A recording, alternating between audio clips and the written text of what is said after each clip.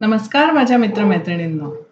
Solving questions with Gauri ma'am या माझ्या YouTube चॅनलवर तुमचं सगळ्यांचं स्वागत आहे. डॉक्टर होमी भाभा बाल वैज्ञानिक स्पर्धा या परीक्षेसाठी आपण तयारी करतो आहोत. परीक्षेच्या आधीच्या प्रश्नपत्रिकांमधून घेतलेले प्रश्न मी इथे तुम्हाला सोडवून दाखवते. कुठल्याही कॉम्पिटिटिव्ह एक्झामसाठी जात असताना प्रश्न सोडवण्याची प्रॅक्टिस करणं खूप आवश्यक आहे.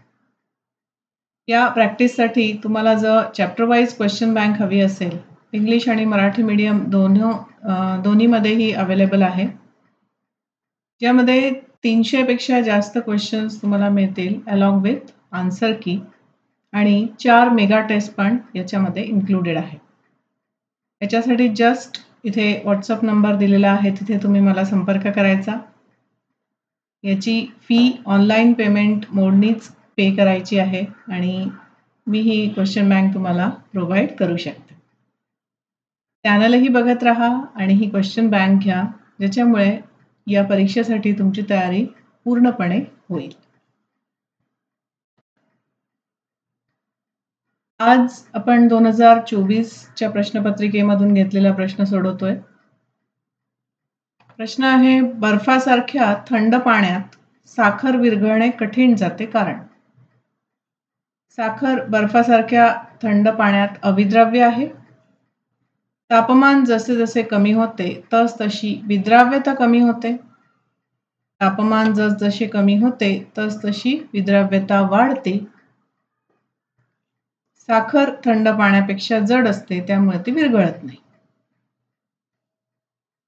हा रोजच्या आयुष्यात आपण जे साखर घालून सरबत करतो त्या अनुभवावरती बेस्ड प्रश्न आहे बघा. यासाठी तुम्हाला तुमच्या आईला रोज मदत करणं खूप आवश्यक आहे. साखर जेव्हा पाण्यात विरघळवायची असते त्यावेळेला आपण जर सामान्य तापमानाचं पाणी घेतलं तर ती पटकन विरघळते. जर सरबत करण्यासाठी आपण फ्रीजमधलं पाणी घेतलं आणि त्याच्यात साखर मीठ विरघळायला गेलो तर त्याला वेळ लागतो. येतंय लक्षात? तसंच आपण जर पिठी साखर घेतली, साखरेची पावडर, आणि ती विरघळवायचा प्रयत्न केला, सर्वसामान्य तापमानाचं पाणी आणि पुन्हा फ्रीजमधलं पाणी, असे 2 प्रयोग तुम्ही करू शकता, तर त्यातही ती लवकर विरघळते. येतंय लक्षात? आपली नेहमीची साखर त्याच्यापेक्षा पिठी साखर लवकर विरघळते, कारण आधीच आपण त्याची पावडर केलेली.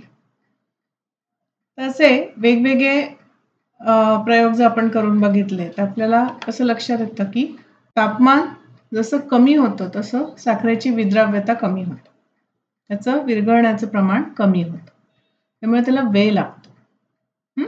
कठीण जातं ते, त्याला वेळ लागतो. येते लक्षात?